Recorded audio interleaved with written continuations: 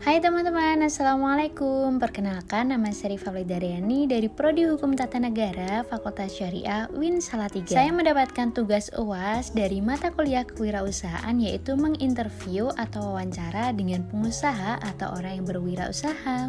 Nah, di sini saya mewawancarai pengusaha, salah satu warga dari Dusun Bantar, Desa Pepongan, Kecamatan Beringin. Dan beliau kebetulan juga masih saudara sama saya. Aktivitas sehari-hari beliau yaitu penjaga toko, mulai dari sembako, jajanan, dan kebutuhan rumah tangga lainnya.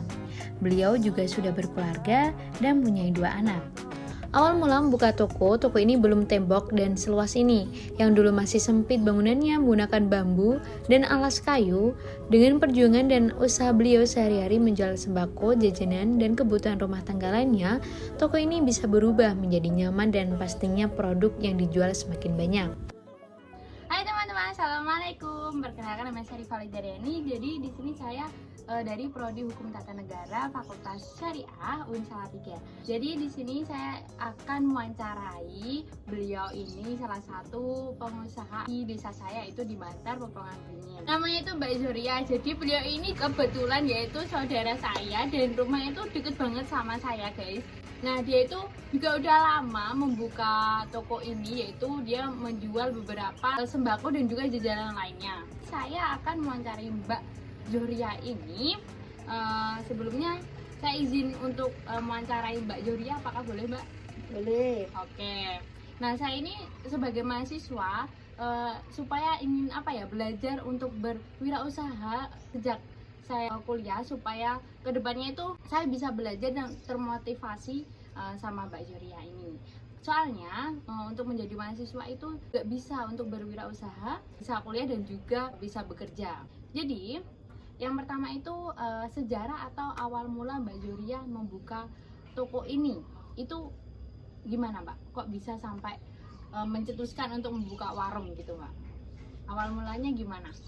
Awal mulanya ya cari kerjaan itu nggak ada modal sedikit, kemudian aku dirikan warung kecilan, warung gorengan awal mulanya. Awal mulanya itu Mbak Zoria itu berjualan gorengan, guys. Jadi tidak langsung semua dagangan ini ya, Mbak ya? Ya tidak, mulai awalnya sedikit demi sedikit. Terus kemudian setelah menjual gorengan itu Mbak Zoria menjual apa lagi? Kemudian dilanjutin dikit-dikit itu sembako, ya akhirnya jadi gini. Telur. Beras gitu, Mbak. Beras. Dan sekarang juga alhamdulillah banyak banget nih Mbak Zoria berjualan, termasuk ada gas juga, guys. Ada galon dan juga ini yang terbaru dari Mbak Zoria yaitu es krim, guys. Nah, dulu tuh aku juga ini, Mbak, ayo jualan es krim gitu. Ternyata udah ada. Nah, jadi itu teman-teman, Mbak Yu itu membuka usahanya itu emang merintis dari nol, benar-benar dari nol. Yang sebelumnya itu menjual dari gorengan, kemudian goreng-gorengan yang seperti tempe, terus tahu susur kayak gitu ya, Mbak Yo. Kemudian sosis. Nah, sekarang ini udah mulai membuka yang lebih banyak lagi gitu.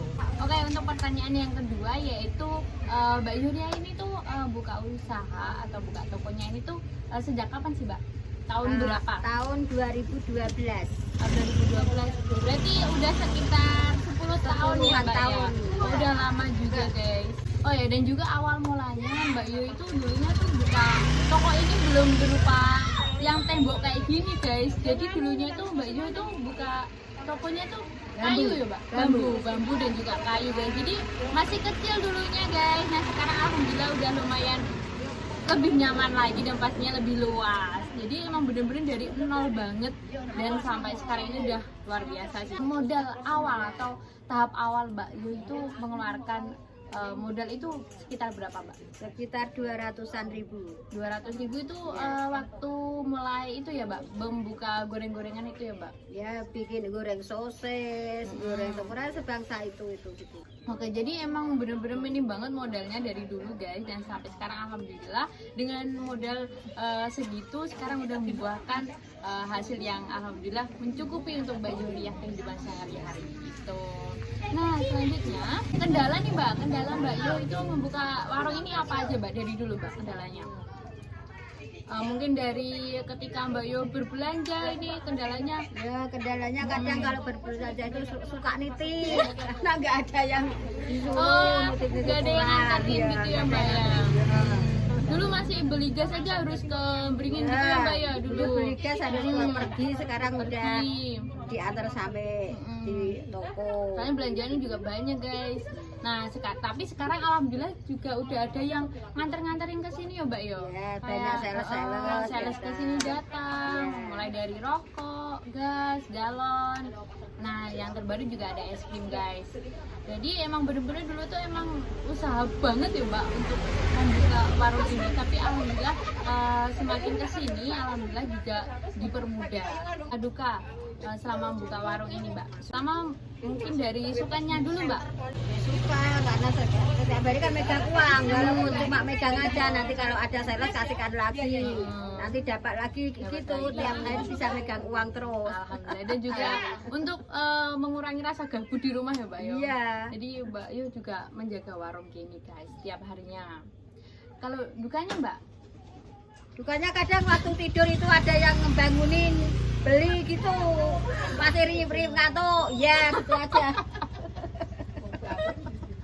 Oh gitu guys, kalau Mbak Yo tuh yang dimaksud tuh mungkin jadi kalau warungnya tuh tutup.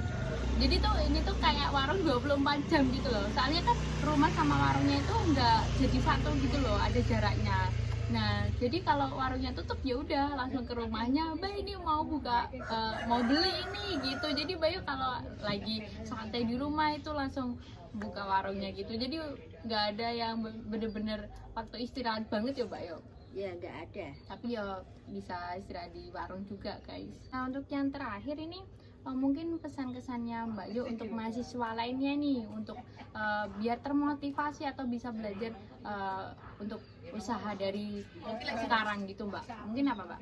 Ya itu pokoknya aku pesan sama mbak-mbak mahasiswa itu semangat terus, pokoknya usaha mulai awal ya alhamdulillah, nanti sedikit-sedikit lama-lama kan akan menjadi bukit ya. Oke, jadi itu saja teman-teman. Jadi saya belajar dari Mbak Joria itu yaitu yang pertama mungkin jangan takut gagal ya Pak Yo. Kalau bisa, kalau ada kegagalan mungkin kita harus mencobanya lagi, coba lagi, coba terus sampai kita benar-benar merasakan kegagalan itu bisa jadi keberuntungan untuk kita ke depannya gitu. Jangan takut untuk gagal dan mulailah benar-benar dari nol, karena kesuksesan itu tidak langsung kita bisa sukses gitu loh. Kita harus merintis dari mulai nol. Dan semangat untuk kita semua, dan terima kasih Mbak Julia sebelumnya karena sudah saya wawancara dan sangat bermanfaat sekali pastinya buat saya dan juga buat mahasiswa lainnya. Dadah teman-teman, sekian dan assalamualaikum.